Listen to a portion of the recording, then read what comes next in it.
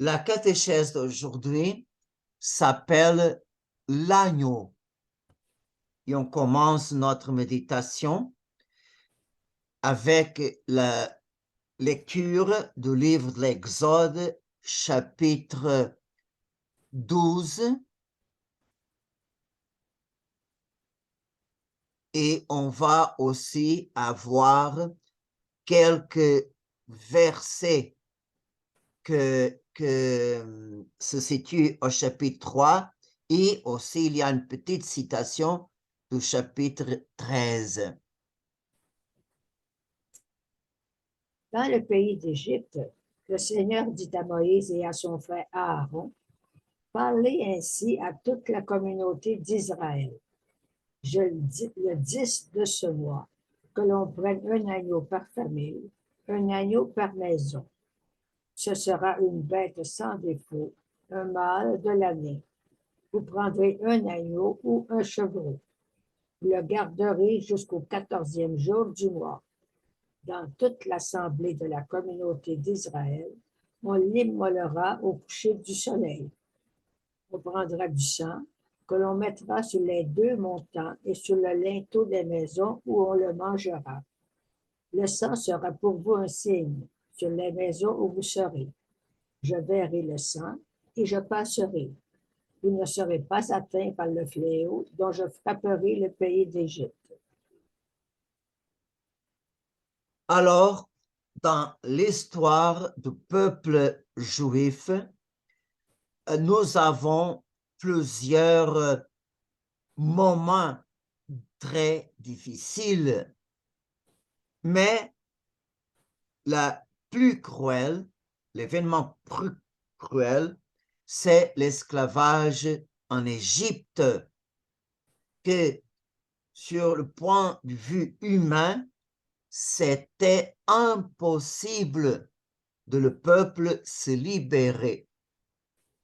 Et dans l'Égypte, il y a eu plusieurs lois injustes,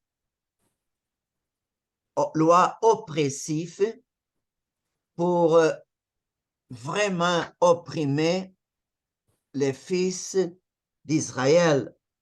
Et la première loi, c'était l'imposition des surveillants sur le travail. La deuxième loi, c'est quand le pharaon a décrété que tout enfant mâle qui naît sera jeté au fleuve. Et les autres lois oppressives, c'est quand Moïse, quand pour obéissance à la voix de Dieu, Moïse a demandé au pharaon de libérer, laisser partir le peuple. C'est là que commence une nouvelle série de lois très dures pour le peuple. Et alors, le pharaon a profité la demande de Moïse pour augmenter la oppression. Et on voit ça en Exode, chapitre 5, versets 6 à 9. Ce jour-là, Pharaon ordonna aux surveillants du peuple et aux contremaîtres, vous ne fournirez plus au peuple, comme vous le faisiez auparavant, la paille pour fabriquer les briques. Ils iront eux-mêmes ramasser la paille. Quant au nombre de briques imposées jusqu'à présent, continuez à l'exiger. Ne réduisez en rien la cadence. Ce ne sont que des paresseux. C'est pourquoi il crie, allons offrir un sacrifice à notre Dieu. Que la servitude pèse sur ces gens et qu'ils travaillent sans rêvasser à des paroles mensongères. Alors, imaginez le cœur de Moïse. D'un côté, la voix de Dieu vraiment demande, exige. Et de l'autre côté, le pharaon approuve vite l'acte de Moïse, la demande de Moïse, pour opprimer plus le peuple. Et vraiment, le peuple à tomber dans l'angoisse, dans les découragements. Et le cœur du Pharaon, quand Moïse a commencé à opérer les fléaux, on voit que le cœur du Pharaon est à chaque fois plus dur qu'avant. Alors, les 9 prodiges que Moïse a fait au nom du Seigneur n'a pas donné le résultat que tout le monde attendait. Et avec l'annonce de la 10e plaie, le Seigneur donne la certitude de la délivrance. Et Dieu demande à son peuple de croire sans voir, d'espérer contre toute l'espérance. Et alors, le grand signe de la libération, c'est l'agneau. Un agneau pour famille sera immolé et son sang placé sur les montants des portes et des façades des maisons. C'est le signe qui fait la distinction entre les maisons du fils d'Israël et les Égyptiens. Et cet rite est tellement important que Dieu même a donné un ordre qui est écrit Exode 12, versets 24 à 27. Vous observerez cette parole comme un décret perpétuel pour vous et vos fils.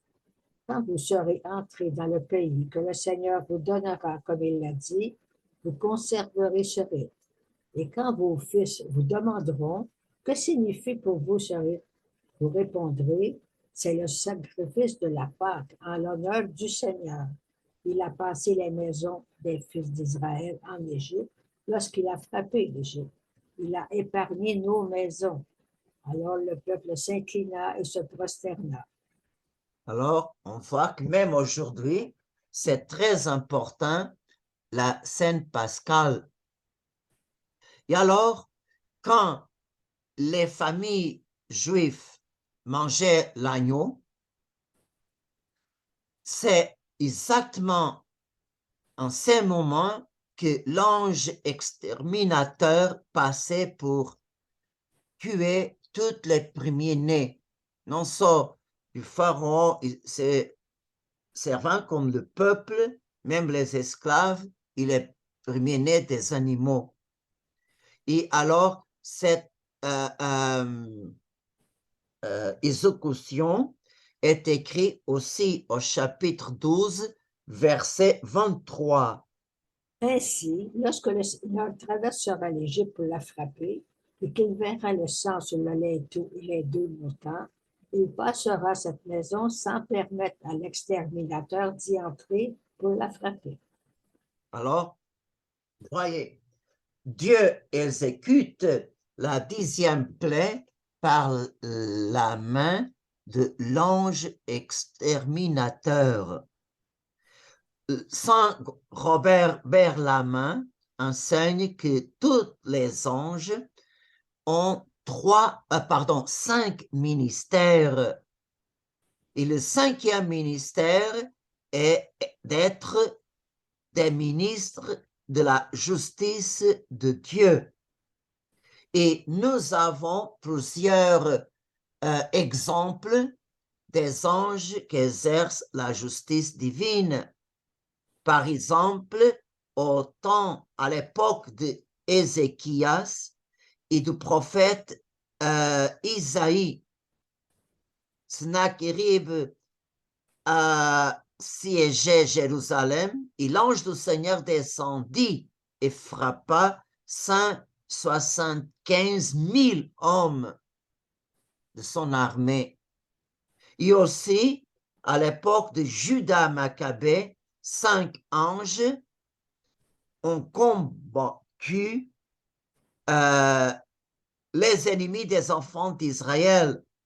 Alors, seulement ces 5 anges, ils ont laissé 25 000 hommes et 600 chevaux morts sur le champ de bataille. Et on sait aussi que ce sont les 2 anges qui ont sauvé Lot et sa famille, qui ont détruit Sodome et Gomorrhe. Et à le Nouveau Testament, Jésus, quand explique son deuxième événement, il parle des anges comme ministres de sa justice. On voit ça en Matthieu 13, verset 49. Le Fils de l'homme enverra des anges, ils enlèveront de son royaume toutes les causes de chute et ceux qui font le mal. Ainsi en sera-t-il à la fin du monde. Les anges sortiront pour séparer les méchants du milieu des justes. Alors, le grand signe de la Sainte Pascale juif, c'est l'agneau.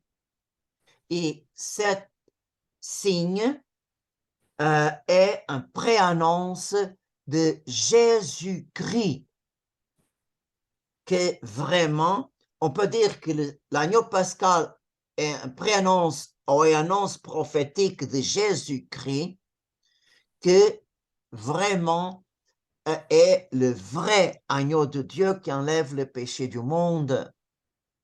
Même Jésus-Christ dans l'Évangile parle que la Sainte Pascale juive a été provisoire. Par exemple, Luc 16 dit que la loi et les prophètes ont subsisté jusqu'à Jean.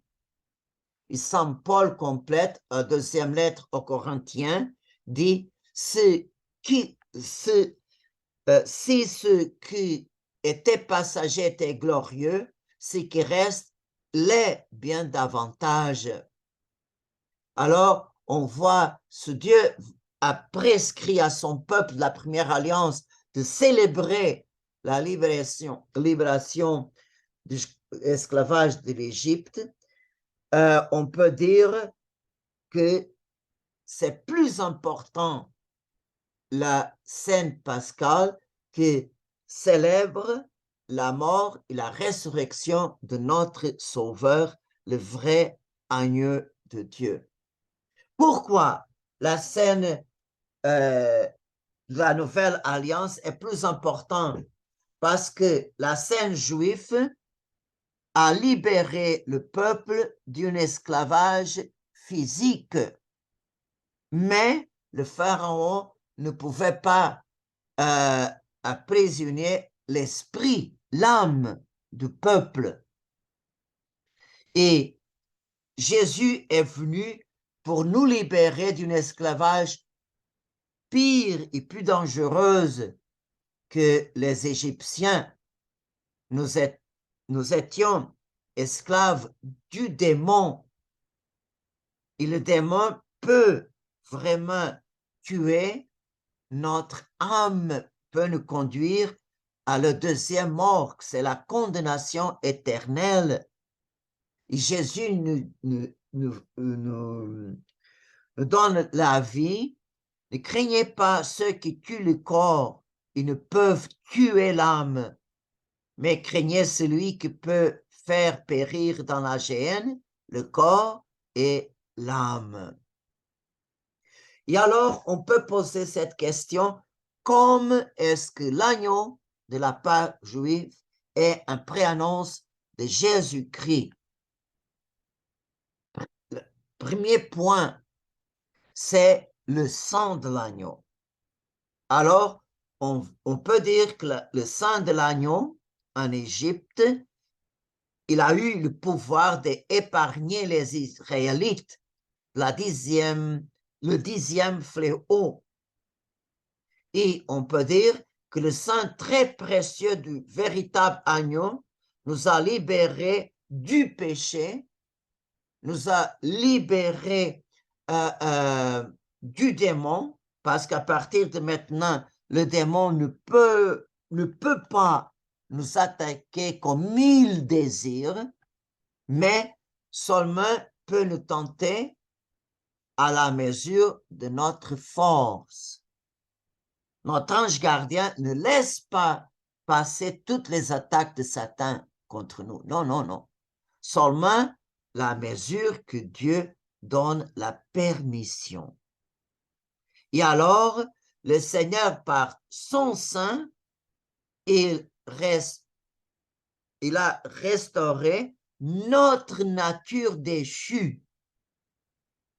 Nous sommes nés vraiment avec l'image de Dieu, et par le baptême, nous avons récupéré la ressemblance, la vie surnaturelle de notre âme. C'est pour ça que Saint Paul dit que nous sommes déjà ressuscités dans notre âme. On possède déjà la vie de Jésus ressuscité. Alors, le sang de Jésus vraiment nous préserve du grand fléau des anges déchus. L'immolation de l'agneau. Alors, l'agneau devrait être immolé l'après-midi du 14 de Nissan. Et alors, l'agneau devrait être sans défaut. Et Jésus, qui était Dieu, quand il a pris notre nature en Marie, il est immaculé. Il a pris la nature, le corps, le sang d'une vierge sans péché, d'une vierge immaculée. Alors, sa nature humaine, complètement innocente, il offre la nature semblable au péché, à notre nature, pour nous libérer. Alors, vraiment, Jésus innocent s'offre pour les coupables. Et l'agneau a été rôti au feu parce qu'il y avait le temps pour cuisiner d'une façon meilleure. L'agneau, sa chair devrait être rôtie au feu et aucun de ses os ne devait pas être brisé. Et Jésus, immolé sur la croix, comment il a supporté toute sa passion, toute la cruauté, toute la injustice, toutes les offenses, seulement armé par son amour. C'est seulement pour amour qu'il donne sa vie pour nous. Et est-ce qu'on donne quelque chose au Seigneur? Non. Il est la source de tout bien. Alors, on ne peut pas augmenter la gloire de Dieu. Non.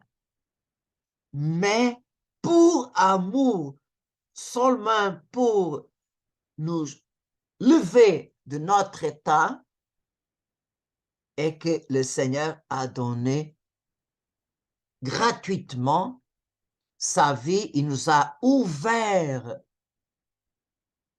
le chemin nouveau qui nous amène à la maison du Père. Alors, on peut dire que l'amour de Jésus-Christ sur la croix est complètement désintéressé. Et c'est pour amour que Saint Jean, dans sa première lettre, dit que le Père a envoyé son Fils pour notre salut. En ceci consiste son amour, Ce n'est pas nous que nous avons aimé Dieu, mais c'est lui qui nous a aimés et qui a envoyé son Fils pour être notre propitiation pour nos péchés. Et on voit que l'autre point, c'est que l'immolation de l'agneau conduit à la libération. Et on voit que le Seigneur a marché, a porté sa croix vers le calvaire comme un agneau très doux, selon la prophétie d'Isaïe. Malmené et résigné, il n'a pas ouvert la bouche comme un agneau qu'on mène à l'abattoir, comme une brebis muette dans la main de celui qui la trompe. Et on voit que quand le Seigneur ouvre sa bouche, c'est seulement au moment clé de sa passion. Au chemin de la croix, vers le calvaire, le Seigneur seulement a parlé aux femmes de Jérusalem. Et sur la croix, le Seigneur parle 7 choses différentes. Et la 7e, c'est pour dire tout est accompli. Et quand il a dit tout est accompli, c'est exactement le moment de sa mort. Et c'est le moment de sa mort qui a commencé la immolation des agneaux pascals au temple. Alors, la immolation du Christ a coïncidé avec les immolations des agneaux.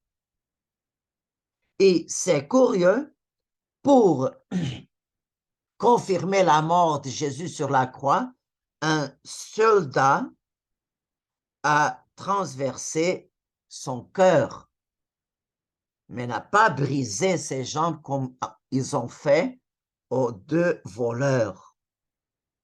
Et c'est très bon de voir, Saint Jean Chrysostome parle de l'eau et du sang que est sorti du cœur de Jésus.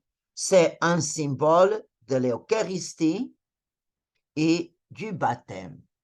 Le sang signifie la vie, l'Eucharistie qui donne la vie à son Église, et de l'eau, le baptême que nous c'est l'eau du baptême qui fait l'union de chaque baptisé avec le Seigneur Jésus. Il est la vigne, nous sommes les branches. Et on voit que vraiment, par ce mystère, alors l'Esprit Saint, qui est le grand fruit, du mystère pascal de Jésus-Christ, alors on peut dire que c'est l'Esprit Saint à partir de la mort du Christ, de sa résurrection, de sa glorification, c'est l'Esprit à partir de Pentecôte qui va conduire l'humanité à la maison du Père. Alors, aussi, Jésus parle aux apôtres et par les apôtres, il parle à nous et nous présente notre mission sur terre comme nous sommes les brebis du bon pasteur. C'est curieux que le Seigneur, après sa victoire, il se transforme en pasteur, un berger. Et qui sont les brebis du temps de l'Église? C'est chacun de nous. Par exemple, le psaume prophétique 84 dit « Il est notre Dieu et nous, Nous sommes son peuple, les brebis de son troupeau. C'est curieux. Et quand il envoie les apôtres en mission, il dit, je vous envoie comme des agneaux au milieu de loups, pour montrer que la mission de l'Église n'est pas une mission facile. Elle va souffrir jusqu'à la fin du monde, la persécution, la tension, les difficultés. Et quand Jésus confie à Pierre sa mission, quand Pierre a pour 3 fois confessé son amour pour Jésus, premièrement, le Seigneur a dit, puis mes agneaux, la deuxième fois, puis pardon, je m'excuse, paix mes agneaux, la deuxième fois, mes brebis, et la troisième, mes agneaux. Alors, on voit que le Seigneur fait cette distinction pour montrer que c'est au milieu du peuple de Dieu que le Seigneur va faire surgir les vocations sacerdotales qui vont travailler dans l'Église à l'image du bon berger. Alors, on voit des agneaux vont naître les brebis. Alors, c'est une image très belle pour nous montrer que Pierre, ses successeurs, c'est Pierre qui vraiment conduit comme tête visible de l'Église, comme vicaire du Christ. Alors, il est la tête du clergé comme du peuple de Dieu. Et alors, le nouveau peuple, qui aujourd'hui dans la première lecture, le prophète Isaïe annonçait le nouveau peuple de Dieu vraiment va venir de toutes les nations. Alors, la nouvelle alliance sera une alliance universelle. Alors, le nouveau peuple de Dieu, libéré de l'esclavage du démon par le nouveau agneau pascal, alors on voit que cet sacrifice qui est fait une fois au calvaire, il abrange toute l'humanité. On peut dire que le Père éternel, on sait que Dieu éternel, il n'y a pas pour Dieu ni passé ni futur, tout est maintenant. Alors Dieu a ajouté dans un seul moment tous les péchés du monde, de toute l'humanité, de toutes les époques. Et le Seigneur a payé la dette à la gloire de Dieu que le péché de toute l'humanité a contraint. Et alors, on voit que le Seigneur paye et ce sacrifice qui a été offert un moment, et cet moment par l'Esprit Saint, il va se actualiser à chaque époque pendant chaque messe. Et les pasteurs, les clergés peuvent faire ça par la force de la parole de Jésus. Faites ceci en mémoire de moi. Alors, on peut dire sans doute que le sacrifice du calvaire et le sacrifice de la messe est la même chose. On peut dire que le sacrifice du calvaire s'actualise, se rend présent par l'Esprit Saint en chaque messe. Et c'est pour ça qu'on peut dire qu'à chaque messe, vraiment, Jésus est né sur l'autel, est mort et ressuscite d'une façon mystique, sans effusion de sang, mais il se réalise. À chaque messe, Dieu, le Père, reçoit l'offert du Fils pour les gens qui sont dans l'Église et pour toutes les intentions qu'on on déposite sur l'autel. Et c'est pour ça qu'on peut dire que le sacrifice de louange à Dieu le Père qui a été accompli sur la croix, vraiment se actualise en chaque messe.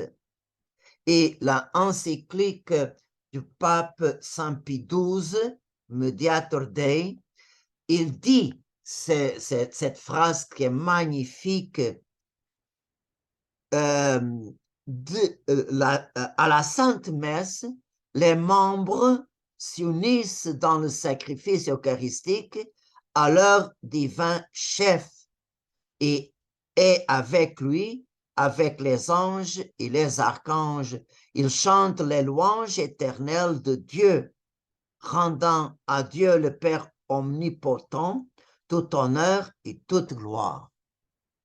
Alors, on peut dire que l'Église terrestre qui milite vers le ciel monte et l'Église du ciel descend et les deux, dans une seule voix, adorent le Père, glorifient le Père. Il y a aussi un remerciement au Père éternel. Et tout ça, on fait par l'humanité de notre Seigneur Jésus-Christ. Et on voit cette dimension universelle dans le livre de l'Apocalypse. Le livre de l'Apocalypse, par exemple, en plusieurs chapitres, que Saint Jean nous conte les hymnes qu'il a entendus au ciel, alors on voit dans la liturgie du ciel sont unis les anges, les saints, les hommes et la création matérielle sont unis pour louer le Seigneur. Et on va voir cette universalité de prière dans l'Apocalypse chapitre 5, 6, et comme c'est merveilleux de contempler, de savourer cette sublimité que Saint Jean nous a donnée pour avoir un avant-goût du Et ciel. j'ai vu, entre le trône, les quatre vivants et les anciens, un agneau debout, comme égorgé. Ses cornes étaient au nombre de 7, ainsi que ses yeux, qui sont les 7 esprits de Dieu envoyés sur toute la terre. Quand l'agneau eut pris le livre, les 4 vivants et les 24 anciens se jetèrent à ses pieds. Ils tenaient chacun une cithare et des coupes d'or pleines de parfums, qui sont les prières des saints. Ils chantaient ce cantique nouveau. Tu es digne de prendre le livre et d'en ouvrir les sceaux, car tu fus immolé, rachetant pour Dieu par ton sang des gens de toutes tribus, langues, peuples et nations. Alors j'ai vu et j'entendis la voix d'une multitude d'anges qui entouraient le trône, les vivants et les anciens. Ils étaient des myriades de myriades, par milliers de milliers. Ils disaient d'une voix forte, il est digne, l'agneau immolé, de recevoir puissance et richesse, sagesse et force, honneur, gloire et louange. Toute créature dans le ciel et sur la terre sous la terre et sur la mer, et tous les êtres qui s'y trouvent. Je les entendis proclamer à celui qui siège sur le trône et à l'agneau, la louange et l'honneur, la gloire et la souveraineté pour les siècles des siècles. Et les quatre vivants disaient Amen. Et les anciens se jetaient devant le trône, se prosternèrent. Alors, regardez comme en ce chapitre-là, la liturgie céleste englobe toutes les créatures. On voit les 24 anciens représentent toute l'humanité. On voit les anges, qui sont des myriades et myriades, et on voit toutes les créatures dans le ciel, sur la terre, sous la terre et sur la mer.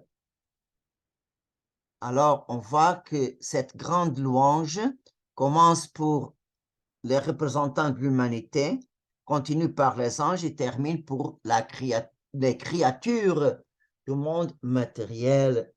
Il termine cette louange comme un grand Amen. Alors, pour conclure, on peut dire, qu'est-ce que Jésus a fait sur la croix?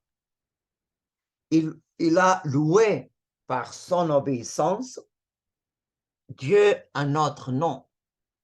Il a rendu au Père action de grâce pour toutes les bénédictions qu'il a données à toutes les créatures. En même temps, Jésus est notre victime d'expiation. Il rend Dieu propice à nous, même si nous sommes pécheurs. Et quatrièmement, sur la croix, le Seigneur prie pour nous. Alors, ces quatre choses, Jésus continue à réaliser à chaque messe. Il glorifie le Père à notre nom parce que le péché nous empêche de rendre à Dieu la louange qu'il mérite, comme aussi l'action de grâce. Jésus continue à offrir sa vie en expiation de nos péchés et même nous sommes coupables, Jésus continue à prier au Père, Père, pardonne-les, ils ne savent pas qu'est-ce qu'ils font. Et à la fin, Jésus continue non seulement à rendre Dieu propice, comme Jésus continue jusqu'à la fin du monde à intercéder pour nous. Alors, tout ce que Jésus a fait sur la croix, on continue à l'avoir, la même chose, à chaque messe. Alors, on peut dire où le péché vraiment abondé, la grâce a surabondé. Et avec raison, on peut prier de nouveau. Je retourne à la liturgie céleste, à l'hymne que Saint Jean a entendu après l'épreuve des anges, que quand Saint Michel a jeté sur terre le grand dragon et ses anges, vraiment Jean a entendu cet hymne qu'on va prendre pour nous, pour glorifier le Seigneur par la victoire qu'il a eue en notre faveur. Maintenant, voici le salut, la puissance et le règne de notre Dieu. Voici le pouvoir de son Christ. Car il a rejeté l'accusateur de nos frères. Eux-mêmes l'ont vaincu par le sang de l'agneau. Cieux, soyez donc dans la joie, et vous qui avez aux cieux votre demeure. Amen.